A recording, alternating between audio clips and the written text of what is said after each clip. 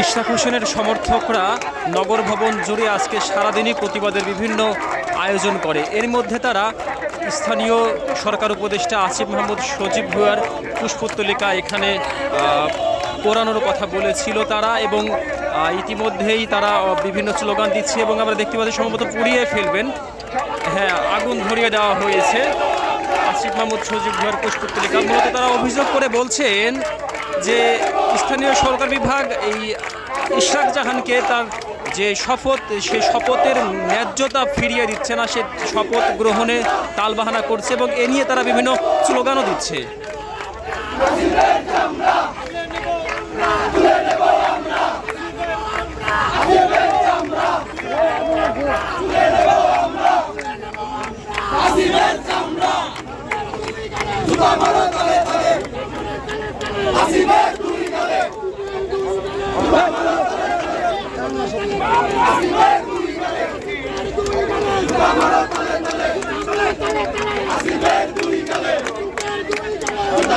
জীবন অবাক না করলে কে করবে? 28% মিল্ক ফ্যাটের অবাক করার সাথে ফ্রেশ মিল্ক পাউডার। জীবন অবাক করুক প্রতিদিন।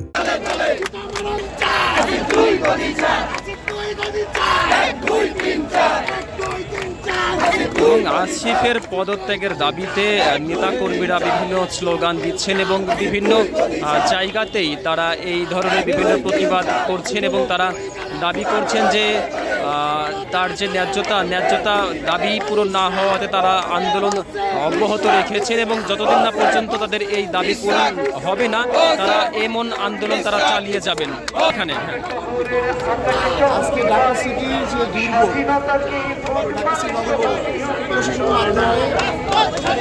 গ্রাহকের কাঙ্ক্ষিত সেবা পৌঁছাচ্ছে না ওয়ার্ডে ঢাকা শহরগুলোতে। এখন কোর্ট কর্তৃক রায় হয়েছে জনগণের নির্বাচিত মেয়র ইন্দিরা ইশরাক হোসেন।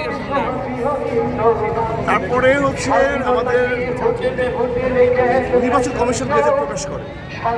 গেজেট প্রকাশ করার পরে আমাদের ইয়ের জন্য আমাদের শপথের জন্য পাঠায়। তারপরে 20 দিন দেরি করতেছি।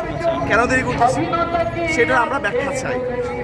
আমরা বুঝতেছি, আমরা জানতে পারছি যে তারা চাচ্ছে না যে ইন্দিরা ইশরাক হোসেন তার জনগণের রায় নির্বাচিত মেয়র হয়েছে, সে তার যে হক অধিকার চেয়ারটা, সে চেয়ারটা বসুক।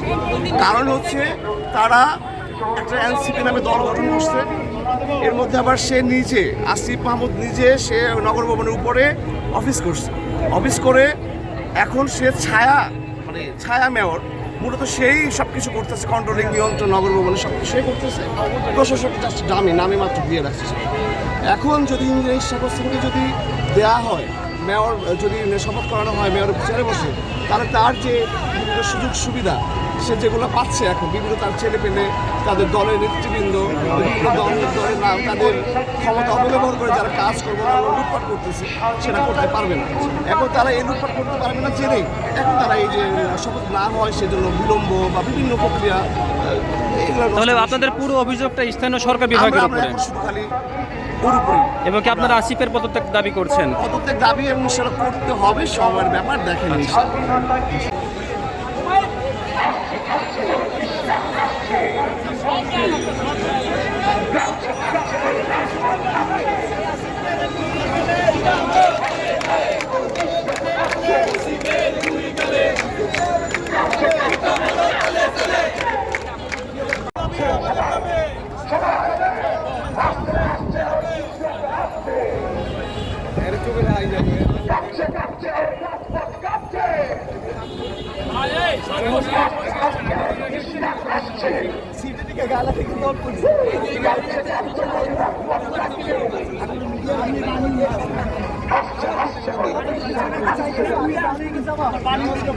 ভাই